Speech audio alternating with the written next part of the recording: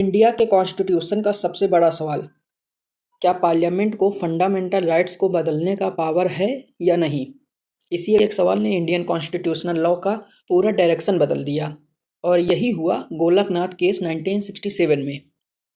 1950 से लेकर 1960s के टाइम में गवर्नमेंट लैंड रिफॉर्म्स ला रही थी। किसान समझ रहे थे कि उनका लैंड अनफेयरली एक्वायर हो रहा है। पंजाब के हेनरी एंड विलियम गोलकनाथ नाम के फैमिली के पास बहुत सारी एग्रीकल्चरल लैंड थी। पंजाब गवर्नमेंट ने उनकी लैंड का एक बड़ा पार्ट एक्वायर कर लिया। उन्होंने कहा, मेरी प्रॉपर्टी फंडामेंटल राइट है, आर्टिकल 19 एंड 31, पार्लियामेंट इसे कैसे ले रही है? इसके against Golaknath family supreme court आती है। केस में सिर्फ एक सिंपल पॉइंट डिसाइड होना था कि क्या पार्लियामेंट फंडामेंटल राइट्स को अमेंड कर सकती है या नहीं। पार्लियामेंट कहता है हाँ, अमेंडमेंट हमारा पावर है, जो कि आर्टिकल 368 में डिफाइन है।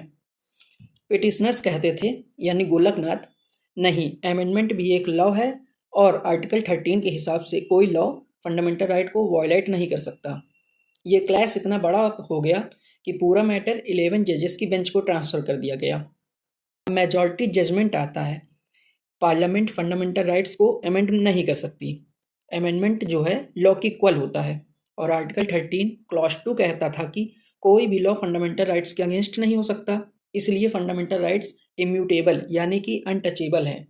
यानी गवर्नमेंट ने जो लैंड रिफॉर्म्स के लॉस बनाए थे वो इनवैलिड हो सकते थे।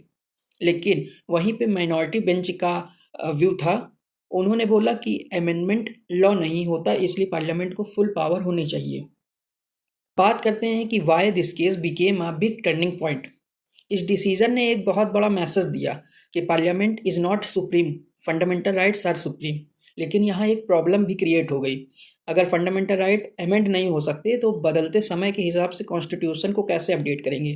गवर्नमेंट ने इस डिसीजन को टू रिजिड माना और केस के बाद गवर्नमेंट को लगा कि उनका अथॉरिटी लिमिट हो गया है, तो उन्होंने कॉन्स्टिट्यूशन में कई अमेंडमेंट्स किए, स्पेशली 24th अमेंडमेंट जो कि 1971 में हुआ। 24th अमेंडमेंट ने क्लियरली लिखा गया कि आर्टिकल 368 में अमेंडमेंट पावर पार्लियामेंट ही करेगी।